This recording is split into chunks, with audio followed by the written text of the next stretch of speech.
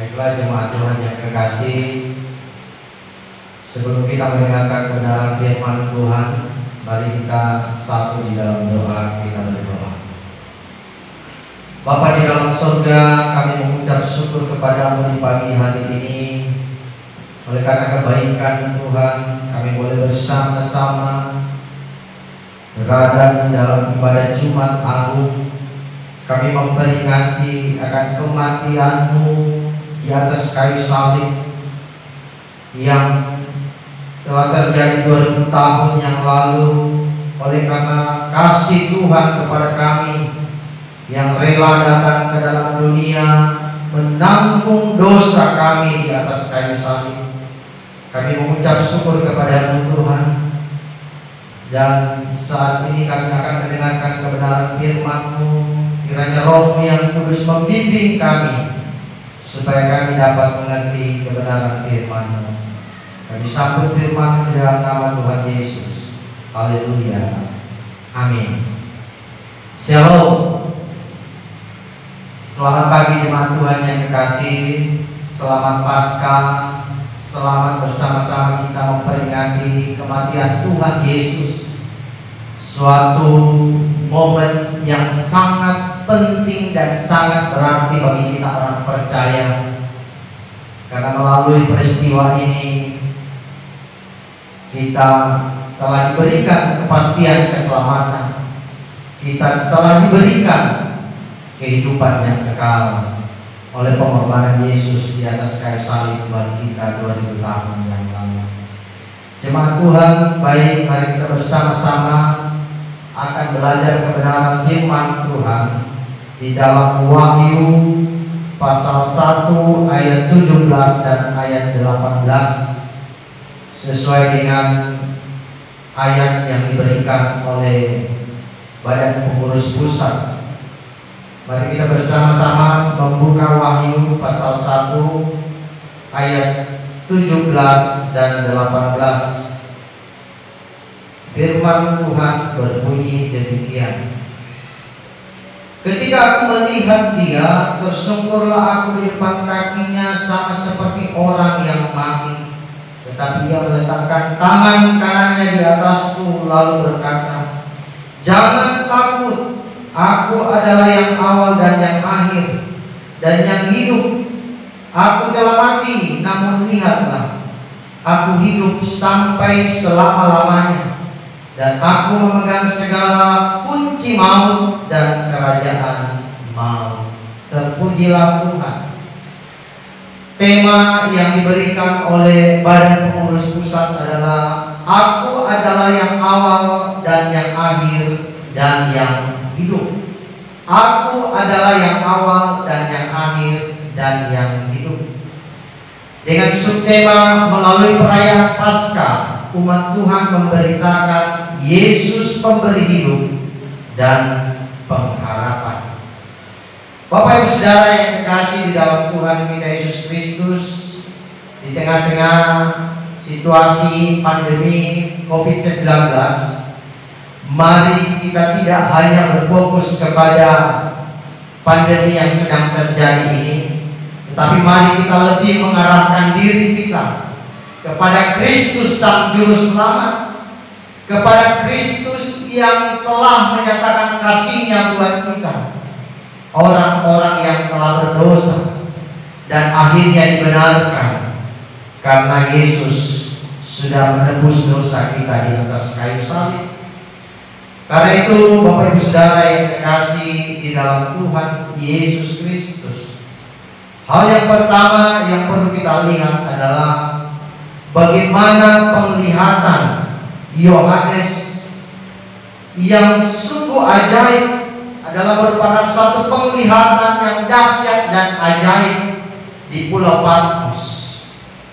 Nas kita pagi ini diawali dengan teks, "Ketika aku melihat Dia, tersungkurlah aku di depan kakinya, sama seperti orang yang mati."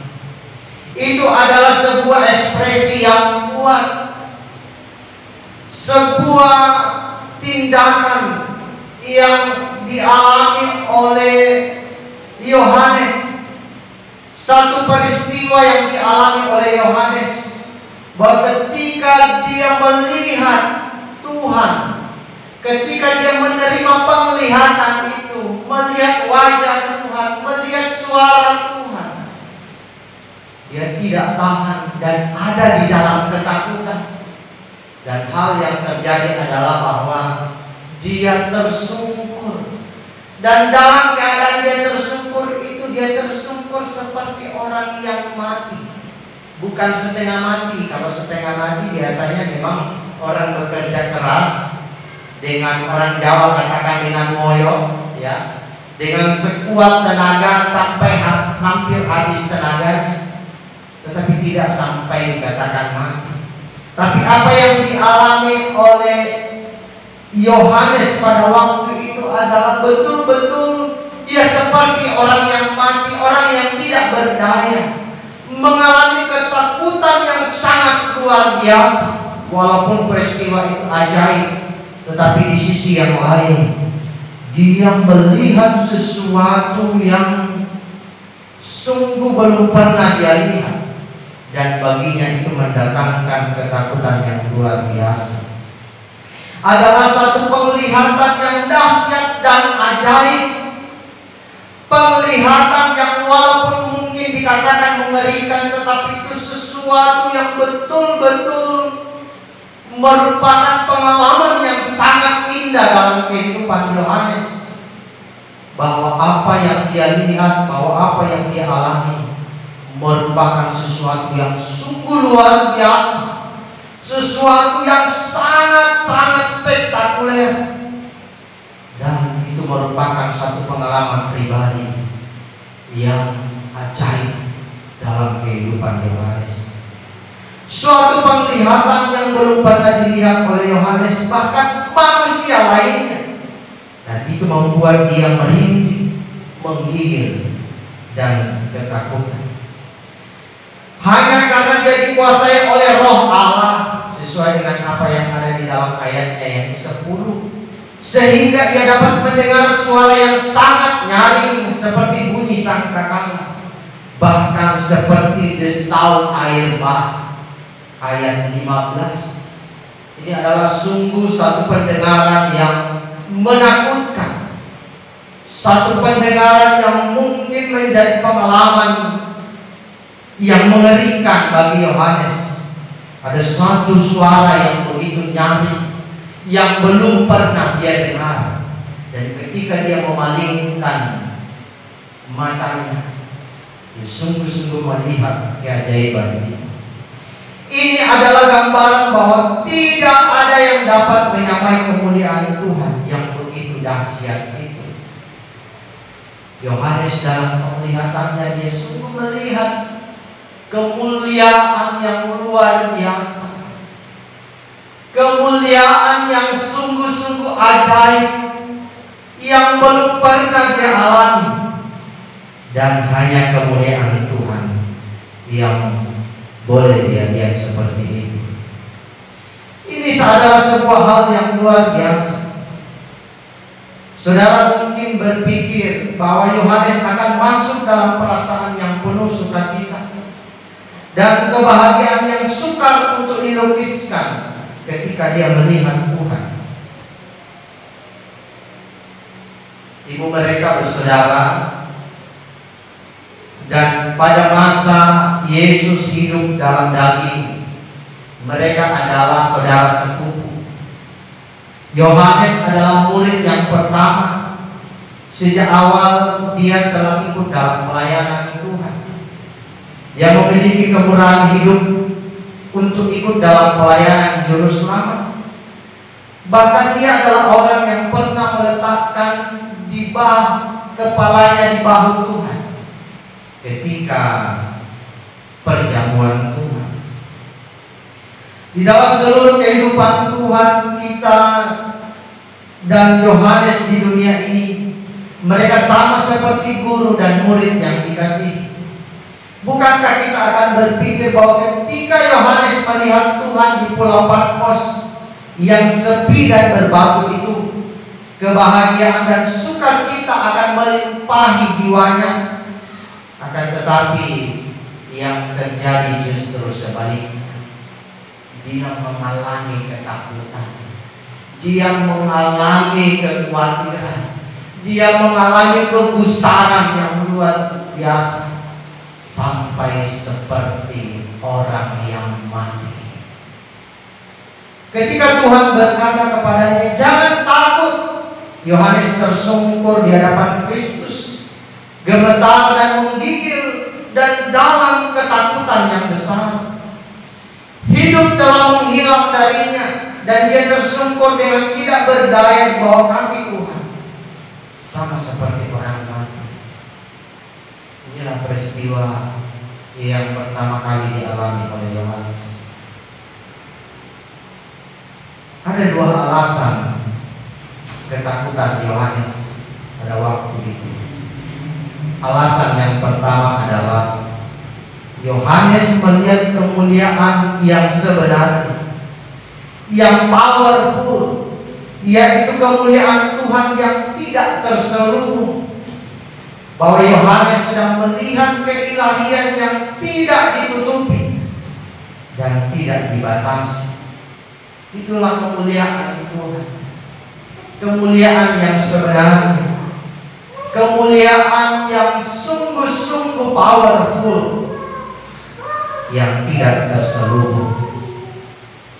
Selama ini yang dia lihat adalah Tuhan kita sangat sederhana, dalam rupa seorang hamba yang melayani murid-murid. Dia mengosongkan dirinya dan membuat dirinya tanpa reputasi. Jadi ketika Yohanes melihat dia pada masa dia hidup dan diam di antara manusia, dia melihat sebuah kemuliaan yang terselubung, seorang hamba yang merendahkan dirinya. Alasan yang kedua mengapa Yohanes takut adalah Yohanes adalah manusia yang penuh dengan kelemahan, kekurangan, dan keterbatasan. Dia adalah manusia yang tidak ada apa-apanya dibandingkan dengan Tuhan. Dia adalah manusia yang penuh dengan kelemahan, penuh dengan kekurangan, banyak keterbatasan, banyak hal yang tidak bisa dibuat. Dia terbatas oleh ruang dan waktu, sementara Tuhan tidak. Dia terbatas oleh pengetahuan, sementara Tuhan tidak. Dia terbatas dengan kuasa, sementara kuasa Tuhan sungguh besar. Di dalam kelemahan dan di dalam kesalahan dan di dalam kekurangan dan ketiadaan, dia tersungkur di hadapan Allah dengan hidup yang keluar darinya. Bayangkan Bapak Ibu Saudara, bagaimana seekor serangga dapat hidup di dalam matahari yang terbakar.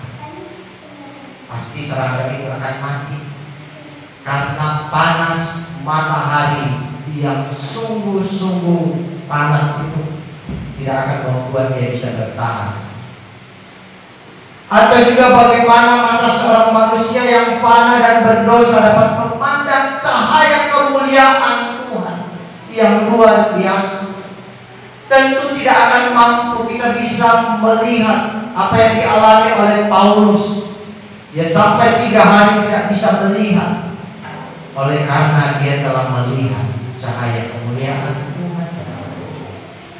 Atau bagaimana mungkin seseorang yang penuh kekurangan dan kelemahan, serta tidak berarti melihat yang maha hadir dan maha kuasa, tentulah sangat-sangat tidak mungkin. Yang kedua adalah ketika Yesus menggambarkan dirinya sendiri, "Akulah yang awal dan yang akhir." Tidak seorang pun dapat memiliki gambaran itu kecuali Allah. Itu adalah kata-kata yang menjelaskan sifat keilahian. Hanya Allah yang menjadi permulaan dan hanya Allah yang menjadi yang terakhir. Memang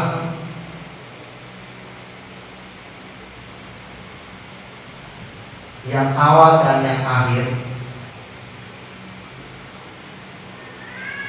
atau Alfa dan Omega. Ya, Alfa dan Omega itu adalah abjad Yunani. Kalau seperti bahasa Indonesia A dan Z. Yesus hanya mau menggambarkan dirinya bahwa dia adalah yang awal dan yang akhir. Tidak ada satu pribadi, tidak ada sesuatu yang ada sebelum dia ada. Dia ada sejak kekekalan masa lampau, dan memang kita tidak tahu sampai di mana ujungnya. Dia juga adalah yang akhir, artinya yang tidak ada akhirnya, tidak ada ujungnya, dan tidak ada seorang manusia pun yang tahu sampai di mana batasnya, karena memang tidak terbatas, tidak ada akhir. Itu yang disebut kekal selama-lamanya. 2 kali dia menyampaikan hal ini khusus di dalam pasal 1 ini. Di dalam teks ini yaitu dikatakan akulah yang awal dan yang akhir. Selanjutnya di ayat 8 dikatakan akulah Alfa dan Omega, firman Tuhan Allah yang ada dan yang sudah ada dan yang akan datang, yang Maha Kuasa. Ketika Yohanes mulai menulis Injilnya, dia menulis pada mulanya adalah firman. Firman itu bersama-sama dengan Allah, dan firman itu adalah Allah. Ini menjadi suatu penjelasan buat kita bahwa sebenarnya Yesus sudah ada jauh sebelum dia ada di dunia. Yesus sudah ada bersama dengan pribadi Allah Bapa dan Allah Roh Kudus, yaitu pribadi Allah Tritunggal, jauh sebelum dunia ini diciptakan. Selanjutnya ia berkata, dialah yang kumaksud ketika kukatakan, kemudian daripadaku akan datang seorang yang telah mendahului aku. Kalau kita baca di dalam Yohanes, secara badani memang Yohanes lebih dulu lahir daripada Yesus. Tetapi Yohanes mengatakan, kemudian daripada aku akan datang seorang yang telah mendahului aku. Yohanes menunjuk kepada Yesus bahwa sebenarnya Yesus itu sudah ada jauh sebelum Yohanes ada. Artinya bahwa Yesus sudah ada di kekekalan masa lampau.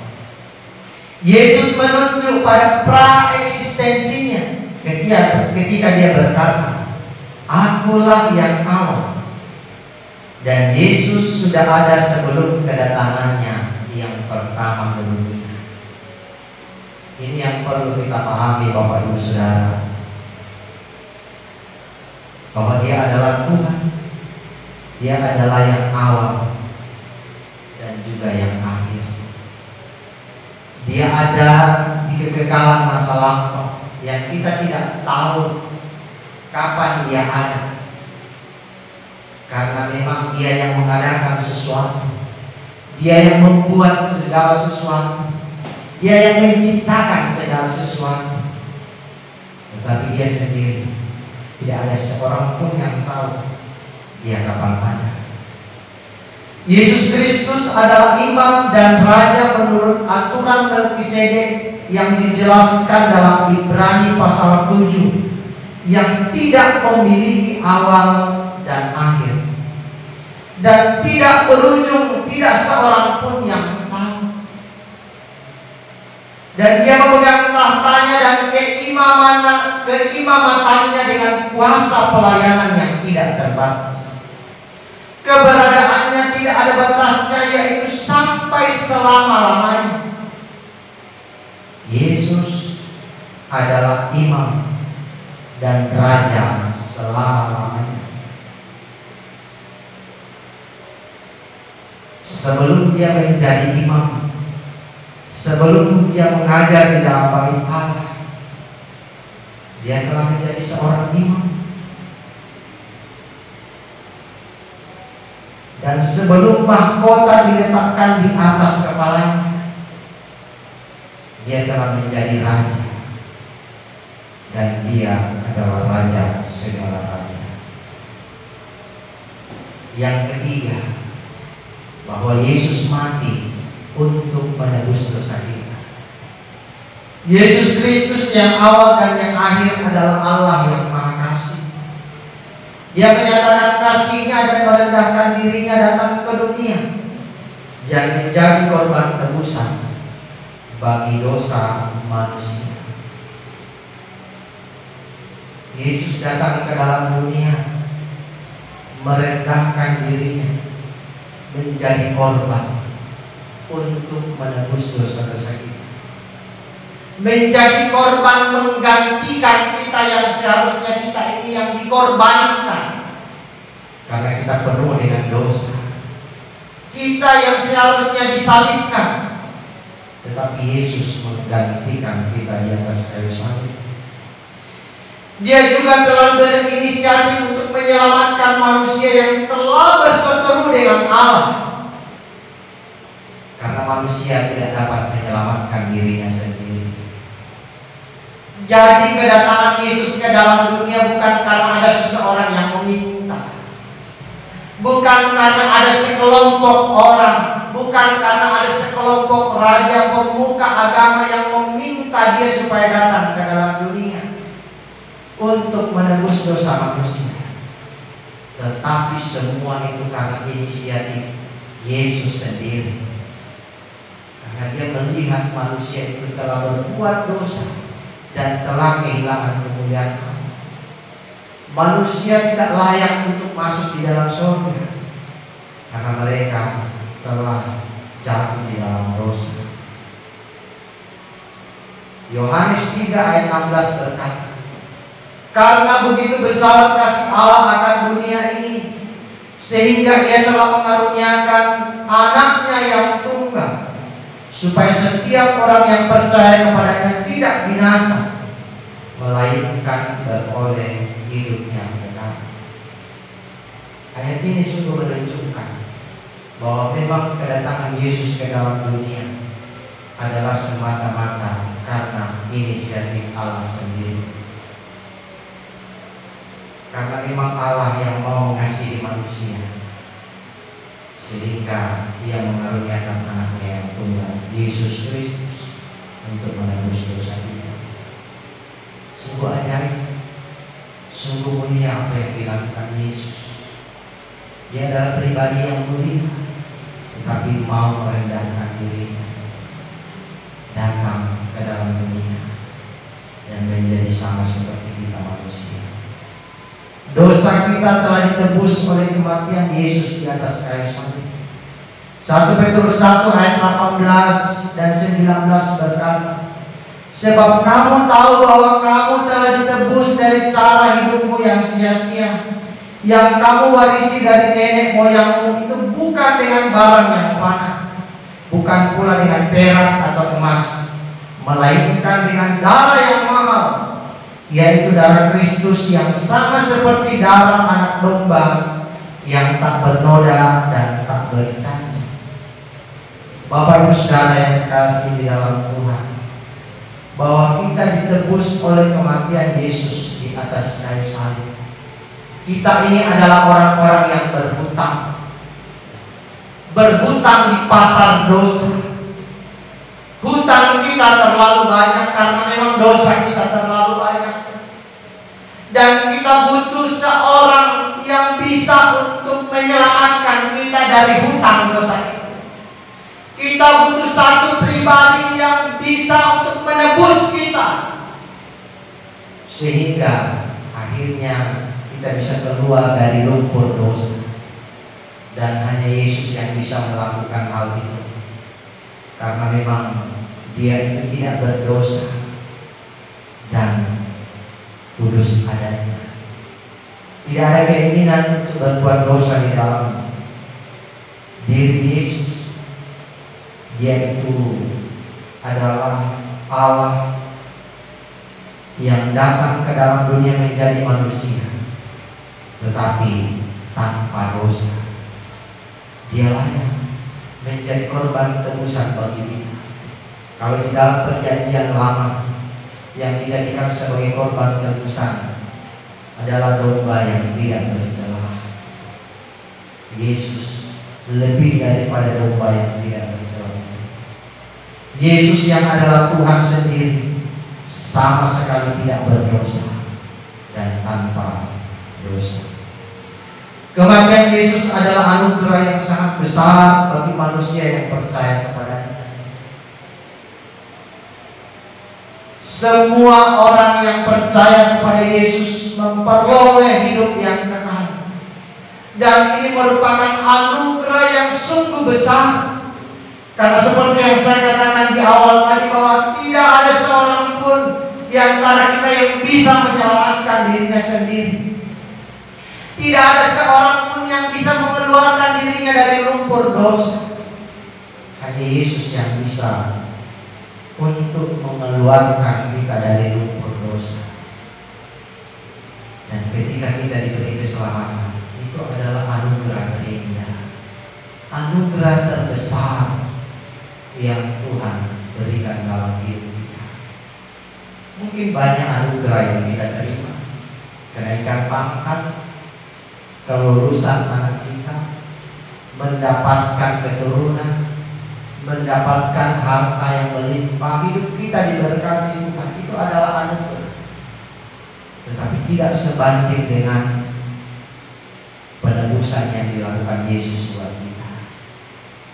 Itulah anugerah terindah dan terbesar dalam hidup kita. Ada amin?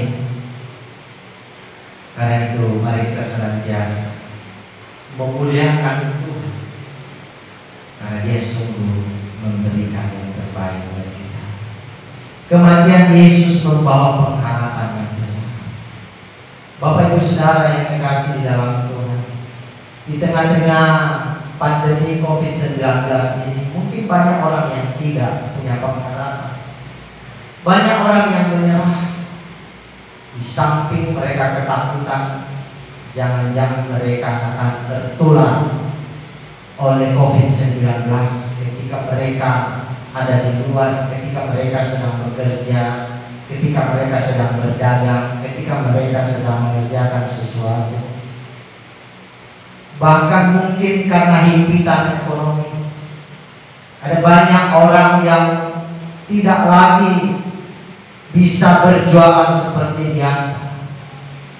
Ada banyak juga pengusaha yang akhirnya mengalami kerugian yang sangat drastis.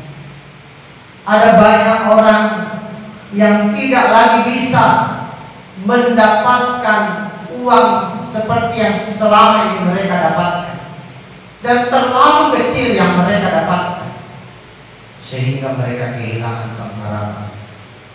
Tetapi yakinlah bahwa Yesus tetap memberikan pengharapan buat kita. Apapun yang terjadi saat ini, Yesus tetap menjadi pengharapan kita. Yesus selalu memberikan pengharapan buat kita. Percayalah, badai ini pasti berlalu. Kesulitan ini akan berakhir. Memang kita tidak tahu kapan, tetapi percaya bahwa kuasa Tuhan jauh lebih besar daripada kesusahan yang kita alami saat ini, daripada pandemi COVID-19 yang sedang mewabah saat ini. Karena kuasanya jauh lebih besar. Dia adalah pribadi yang maha kuasa, yang memberikan pengharapan yang besar buat kita. Pengharapan bukan saja dalam kehidupan yang sementara di dunia ini, tapi pengharapan untuk kehidupan yang kekal, di mana banyak orang tidak memiliki pengharapan itu, di mana banyak orang sedang mencari-cari pengharapan itu. Tetapi di dalam Kristus kita mendapatkan pengharapan bahwa kita akan hidup selama-lamanya bersama dengan Tuhan. Itulah pengharapan buat kita. Yesus sang pemberi hidup telah memberikan hidup yang kekal buat kita. Yesus Kristus sungguh adalah Tuhan. dan juru selamat yang sungguh ajaib dan sangat baik. Segala perbuatannya ajaib, segala yang dia kerjakannya sungguh begitu dahsyat, luar biasa, begitu mulia. Dia adalah pribadi yang sangat baik. Dia selalu memelihara kita, mencukupkan segala kebutuhan kita, memberkati kita dengan berbagai hal, dengan berkat-berkat jasmani, dengan berkat-berkat rohani, dengan pekerjaan, rumah tangga, sekolah anak-anak kita, semua diberkati oleh Tuhan.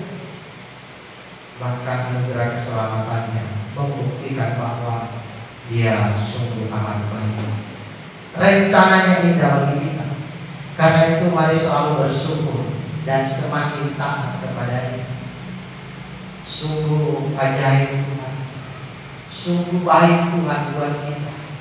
Dia bukan saja sebagai Allah yang mulia, Allah yang menunjukkan kedahsyatannya, kehebatannya, tetapi Dia juga adalah pribadi yang baik, yang maha kasih, yang senantiasa mengasihi kita. Karena itu yang dapat kita lakukan, mari terus bersyukur. Tuhan itu baik. Apapun yang terjadi, situasi yang baik kita bersyukur, situasi yang sulit mari tetap bersyukur. Karena dengan kita bersyukur, kita memperlihatkan bahwa kita adalah orang-orang yang sungguh mengasihi Tuhan. Dan mari kita semakin taat kepada Tuhan. Karena apa yang dibuat Tuhan dalam hidup kita sungguh terlalu besar, terlalu indah, terlalu ajaib. Tidak dapat kita membalasnya. Tapi yang bisa kita lakukan adalah apa? Lakukan perintah, ikuti apa yang Dia mau, ikuti kehendaknya. Mari kita semakin hidup memuliakan Dia, Sang Juru Selamat kita. Sebelum mengakhiri ibadah ini atau khotbah ini, saya akan menyampaikan satu cerita.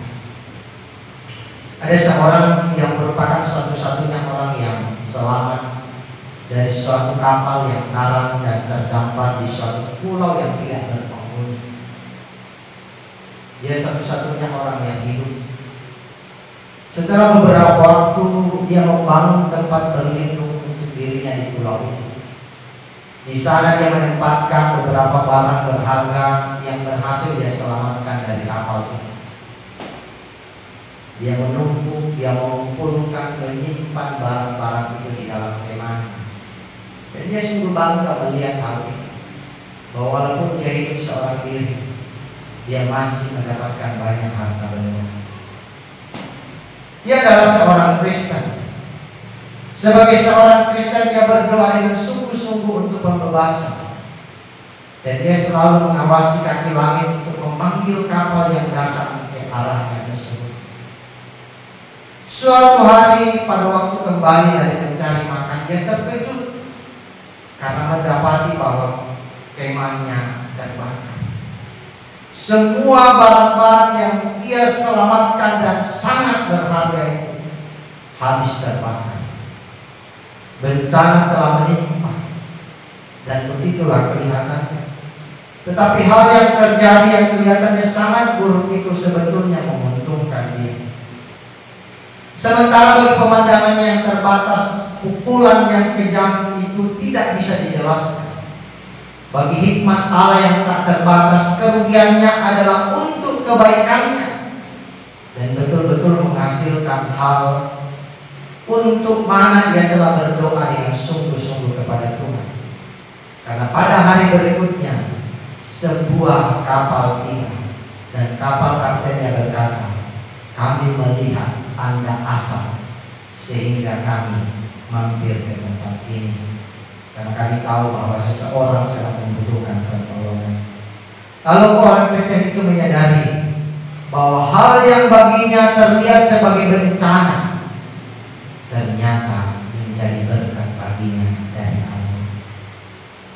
Bapak Ibu Saudara yang dikasihi di dalam Tuhan, jangan kita selalu melihat bahwa hal yang sulit, hal yang susah adalah sesuatu yang tidak baik buat kita. Kita tidak tahu apa yang rencana Tuhan di balik semuanya. Mari kita tetap percaya bahwa rencana Tuhan tidak boleh. Dia adalah Allah yang baik, Allah yang mengasihi dan sangat sayang kepada kita anak-anak. Kiranya Tuhan Yesus memberkati kita semua. Selamat Paskah. Tuhan Yesus memberkati kita berdoa. Bapa di dalam sorga, terima kasih. Kami bersama-sama sudah mendengarkan kebenaran firman-Mu, dan biarlah Engkau teguhkan firman-Mu di dalam hati kami masing-masing, dan jadikan kami menjadi pelaku-pelaku firman-Mu. Engkau adalah Tuhan kami yang dahsyat, yang ajaib, yang awal dan yang akhir, yang maha kuasa, yang kekal dari kekekalan sampai kekekalan. Adalah Allah juga yang maha baik dan penuh kasih sayang. Kami mengucap syukur kepada-Mu. Terima kasih Tuhan. Terpujilah nama-Mu. Jemaat Tuhan yang dikasihi, arahkanlah hatimu kepada Tuhan dan terimalah berkat. Tuhan memberkati engkau dan melindungi engkau. Tuhan menyinari engkau dengan wajah-Nya dan memberi engkau kasih karunia. Tuhan menghadapkan wajah-Nya kepadamu dan memberi engkau damai sejahtera. Amin. Tuhan Yesus memberkati.